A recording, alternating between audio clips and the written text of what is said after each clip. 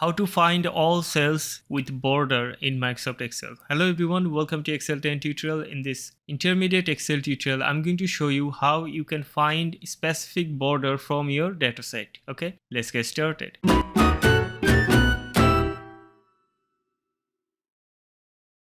Take a look at this worksheet. I have a dataset and some of the cells are with border. Okay, and my border is here, all borders. Okay, this is the format I have used for border, and now I want to select all the cell that has this border. To do that, I'm going to use find and replace feature. I'm going to press Ctrl F on my keyboard and then click on option, and now click on format and then go to the border option, and here, as I have used all border, I'm going to select this one, outline. It will give every corner a border which will replicate the all border system from here. Okay, so I'm going to click OK and click on find all.